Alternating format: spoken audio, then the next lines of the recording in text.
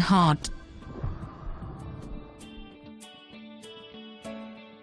In human beings, the heart is located centrally between the lungs with nearly 2/3 of its mass inclined towards the left of the midline.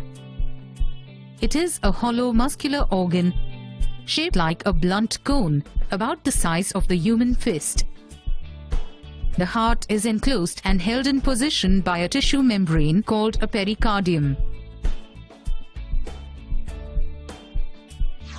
The pericardium has 2 layers with a fluid-filled cavity in between. The fluid is called pericardial fluid. It prevents friction between the 2 layers. The wall of the heart is made of 3 layers, namely the outer epicardium, the middle myocardium, and the inner endocardium. The heart has 4 chambers. The chambers are separated from each other by the septa. The 2 upper chambers are called the atria, that are the right and the left atrium.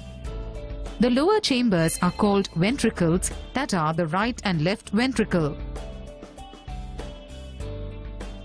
A valve is seen between the left atrium and the left ventricle, and also between the right atrium and the right ventricle.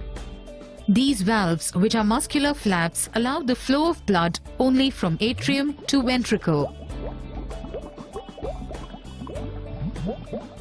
The heart is provided with special muscles called cardiac muscles, which contract and relax rhythmically, resulting in a heartbeat.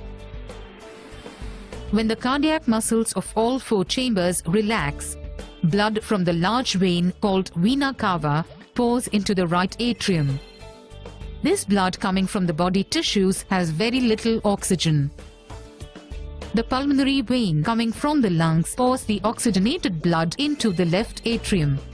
The atria contracts and the right atrium pours the deoxygenated blood into the right ventricle. And the left atrium pours the oxygenated blood into the left ventricle. Then the ventricles contract. From the right ventricle, deoxygenated blood flows through the pulmonary artery to the lungs.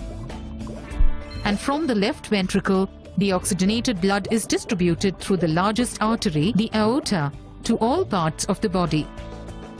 By this process, the deoxygenated blood from the tissues is brought to the heart,